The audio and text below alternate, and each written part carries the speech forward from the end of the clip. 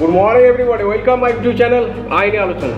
আজকের important subject যেটা আপনাদের সামনে আলোচনা করার জন্য হাজির হয়েছি, সেটা পুলিশের ক্ষেত্রেও যেমন ইম্পর্টেন্ট, পাবলিকের ক্ষেত্রে মোস্ট ইম্পর্টেন্ট। এটা কি বর্তমান সমাজের দিকে যদি আপনি লক্ষ্য রাখেন, তাহলে দেখবেন পাবলিকের সঙ্গে পুলিশের রিলেশনে ডিফারেন্সটা আস্তে আস্তে বেড়ে গেছে। এই দূরত্বটা বাড়ার কারণে কিছু সুবিধা মানুষ এটা কিছু সুবিধা মুনাফা লাভ করছে, এবং পুলিশের সঙ্গে পাবলিকের যে তিক্ততা আরও বেশি গভীরভাবে ফুটে উঠছে। এর রেজাল্ট হিসাবে বিভিন্ন রকম ইনসিডেন্ট আপনারা দেখতে পাচ্ছেন। এটা কিভাবে কমানো যায় এবং এটা কিভাবে বন্ধ করে দেওয়া যায়, পুলিশের সঙ্গে পাবলিকের রিলেশনটা কীভাবে মধুর করা যায়, সেই বিষয় নিয়ে আজকে আলোচনা। আমার ব্যক্তিগত আমি চিন্তা ভাবনা থেকে যেটা ভেবেছি সেটাই আপনাদের সামনেই আজকে আলোচনা করছি। কোনো ব্যক্তি যখন থানায় আসে, সে অভিযোগ করতে আসে, তার মাইন্ডে একটা মাইন্ড সেট করে আসে যে আমি যাদের নামে অভিযোগ করছি তাদেরকে অ্যারেস্ট করবো। কিন্তু সে জানে না যে কোন কেসে পুলিশ অ্যারেস্ট করতে পারে, কোন কেসে পুলিশ অ্যারেস্ট করতে পারে না। সেটা আপনাকে আগে ভালো করে জানতে হবে। অ্যাকর্ডিং টু ল অনুযায়ী যে কেসের পানিশমেন্ট 7 বছরের নিচে, সেই কেসে পুলিশ অ্যারেস্ট করতে পারে। এটা হচ্ছে লয়ের যেটা রুলস আছে। দ্বিতীয়ত হচ্ছে অনারেবল সুপ্রিম কোর্ট 2025 সালে 498 কেসের উপরে একটা গাইডলাইন বেঁধে দিয়েছে। 498 কেসে পুলিশ 2 মাস আসামিদের অ্যারেস্ট করতে পারবে না, এটা অনারেবল সুপ্রিম কোর্ট বলে দিয়েছে। এটা কী হবে, এখানে তার জন্য একটা FWC একটা বোর্ড আছে, যেটা হচ্ছে ফ্যামিলি ওয়েলফেয়ার বোর্ড। সেইখানে তাদের দু পার্টি ফ্যামিলি ওয়েলফেয়ার বোর্ড কী করবে, ওই দু পার্টিকে নিয়ে বসবে এবং বিষয়টাকে ভালোভাবে গুরুত্বভাবে দেখবে। তাহলে এই যদি বেসিক জ্ঞানটা আমরা পুলিশের মধ্যে পাবলিকের মধ্যে আমরা নিয়ে আসতে পারি, তাহলে পুলিশের সঙ্গে পাবলিকের রিলেশনটা আরও বেশি মধুর হবে। এটা এক উদাহরণস্বরূপ আপনাকে বোঝাই। কোনো পাবলিক যখন থানায় এসে অভিযোগ করে, তার মাইন্ড সেট হয়ে থাকে যে আমি যাদের নামে অভিযোগ করছি তাদেরকে পুলিশ অ্যারেস্ট করবে। এই মাইন্ড সেট করে আসার পরে তাদের একটা প্রতিহিংসা, রিভেঞ্জ থেকে এটা কী হয়, এটা মূল সবচেয়ে মাইন্ডে খেলে। আমাদের কিছু সুবিধাবাদী মানুষ যারা সমাজে বসবাস করে, এই সব মানুষ যেহেতু আইন জানে না, এই সব মানুষকে ভুল পথে পরিচালিত করে পুলিশ সম্পর্কে লেলিয়ে দেয়। আর ওই সব ঘটনার পরিপ্রেক্ষিতে পুলিশের সঙ্গে পাবলিকের রিলেশনটা আস্তে আস্তে দূর হয়ে বেড়ে যায়। কেমন, ধরুন একটা মানুষ একটা অভিযোগ করলো, সে মাইন্ড সেট করলো যে আমার 5 জনের কমপ্লেন করছি, এবং যে কমপ্লেনটা করছে তার পানিশমেন্ট হচ্ছে 5 বছর। কিন্তু সে তো জানে না যে 5 বছরের পানিশমেন্টে তাকে অ্যারেস্ট করে যাবে না। কিন্তু যখন পরিচালনা FIR করে যখন বাইরে বেরোবে, তখন কিছু সুবিধা মানুষ তাকে ক্যাপচার করে দেবে। আমাদের মধ্যে কিছু মানুষ আছে তাকে ক্যাপচার করবে যে ঠিক আছে, আসামি আমি অ্যারেস্ট করে দেবো, বা পুলিশকে দিয়ে আসামি অ্যারেস্ট করে দেবো, তুমি 10,000 টাকা অ্যারেস্ট করো। তার মাইন্ডে যেহেতু সেট হয়ে থাকে আসামিকে আমাকে জেল খাটাতে হবে।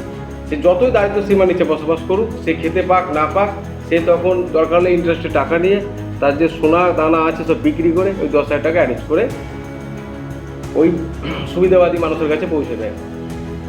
আয়ও কী করে, অ্যাকর্ডিং টু ল অনুযায়ী যেহেতু 5 বছর পানিশমেন্ট আছে, 35+3 নোটিশ সার্ভ করে, এবং নোটিশ সার্ভ করার পরে যারা আসামিরা আছে তারা বেল নিয়ে নেয়।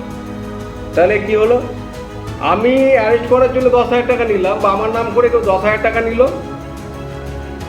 আসামি অ্যারেস্ট হলো না, অ্যাজ পার ল অনুযায়ী সে সারেন্ডার করলো এবং সে বেল পেয়ে গেল। তাহলে ওই পাবলিকটার মনে কী হবে, পাবলিকটা মনে করবে যে পুলিশ আসামি অ্যারেস্ট করার জন্য আমার কাছে 10,000 টাকা নিয়েছে, এবং আসামিদেরকে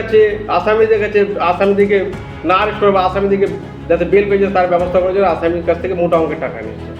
কিন্তু আপনি যদি বেসিক জ্ঞানটা পাবলিকের মধ্যে ঢুকিয়ে দিতে পারতেন যে এই কেসে আসামি আমি অ্যারেস্ট করতে পারবো না, এই কেসে আসামি অ্যারেস্ট হবে না, এটা নোটিসেবল সেকশন আছে, নোটিস করতে হবে, তাহলে কোনো ওই মানুষকে কেউ ভুলভাবে পরিচালিত করতে পারতো না, এবং পুলিশ সম্পর্কে তার ভুল ধারণা হতো না। সে জানে যে ল অনুযায়ী আছে সেটাই পুলিশ করবে। এই বেসিক জ্ঞানটা যদি আমরা পাবলিকের মধ্যে নিয়ে আসতে পারি, তাহলে ওই যে খুব নিরীহ মানুষ যারা, এই নিরীহ মানুষগুলো অন্য মানুষের দ্বারা প্রভোগ হবে না, বা আমাদের ডিপার্টমেন্টের মানুষের দ্বারা প্রভোগ হবে না।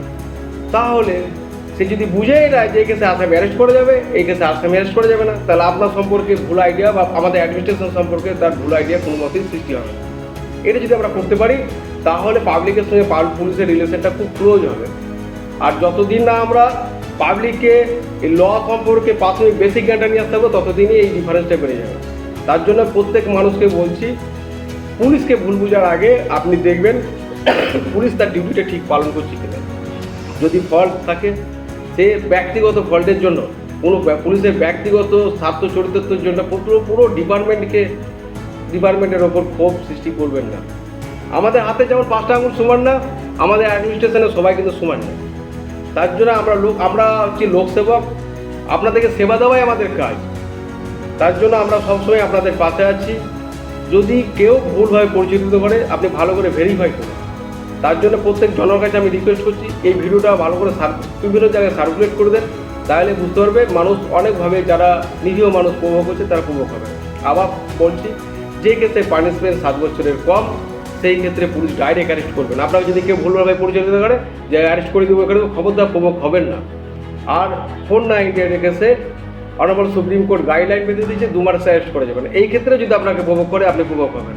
আপনার এই বেসিক জ্ঞানটা যদি জনগণের মধ্যে আমরা নিয়ে আসতে পারি, বা আয়ো হিসাবে আমরা প্রত্যেক আয়ো হিসাবে দায়িত্ব তার কেসে কী আছে না আছে কমপ্লেনকে ব্রিফ করে দেওয়া, এটা যদি ব্রিফ করতে পারি, তাহলে আপনার আমার নাম করে কোনো সুবিধাবাদী মানুষ এই সুবিধাটা পাবে না, এবং আপনার সঙ্গে আমাদের পুলিশের সঙ্গে পাবলিকের রিলেশনটা খুব মধুর হবে। আশা করি সবাই বুঝতে পেরেছেন। সবাইকে রিকোয়েস্ট করছি, এই ভিডিওটা যতটুকু সার্কুলেট হবে পাবলিকের মধ্যে, আমার মনে হয় পুলিশের সঙ্গে পাবলিকের রিলেশনটা মধুর হবে, এবং আমাদের সম্পর্কে যে আপনাদের ভুল আইডিয়াটা সেটা অনেকটা ক্লিয়ার হয়ে যাবে।